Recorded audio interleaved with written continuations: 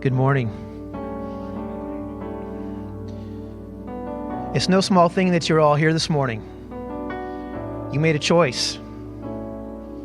Sometimes after a night like New Year's Eve, it's easy to find an excuse not to step into something good, not to step into an opportunity. It's easy to just be complacent or say, I'll do it another time. But you chose to be here this morning. And I applaud you for that. And I'm grateful for that.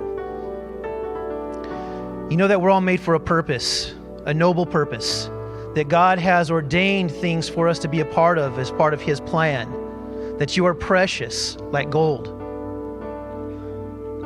Gold is rare.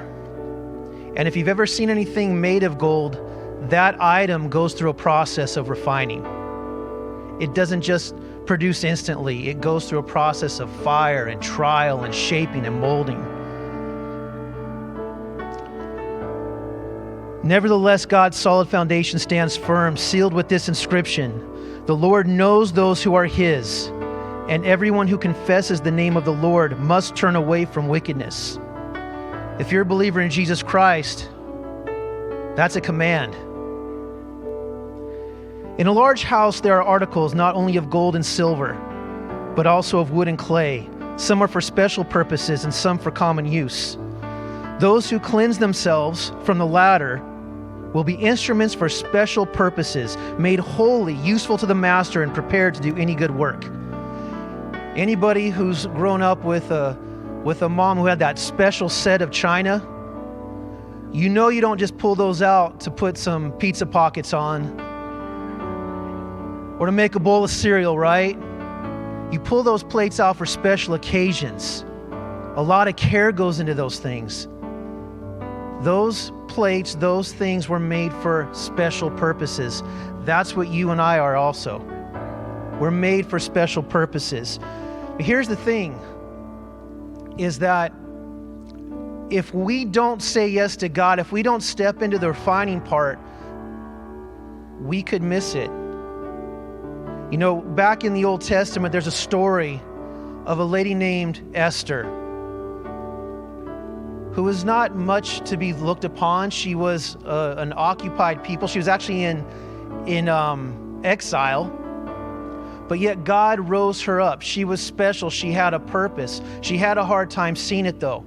And there came a unique point where God wanted to use her for a very specific purpose.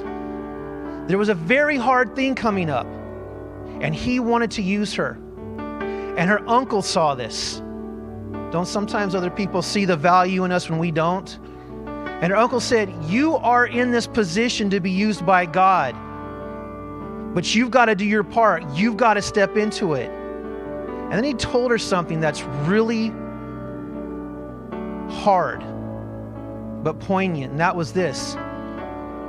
He told her, whether or not you do this, even if you choose to ignore this, God will raise someone up to deliver His people.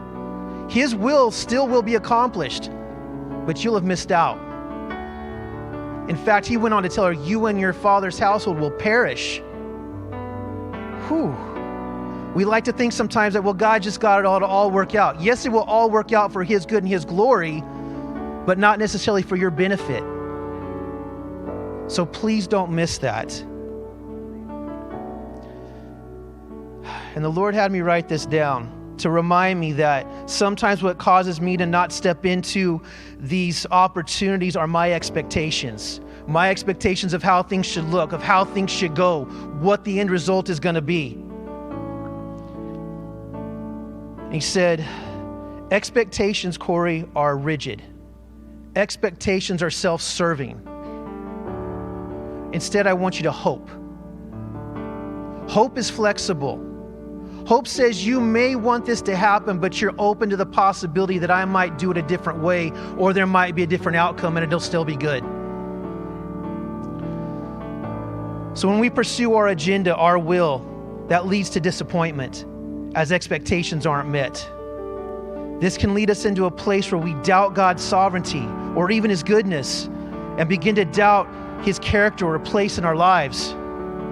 Seeking God's will prevents this dangerous misstep from happening, for we know that we are on a course purposed for the accomplishment of great things, holy things, noble things, honorable things. This is God's will for us, to trust him in this process, for he is the epitome of greatness, holiness, nobility, and one worthy of honor.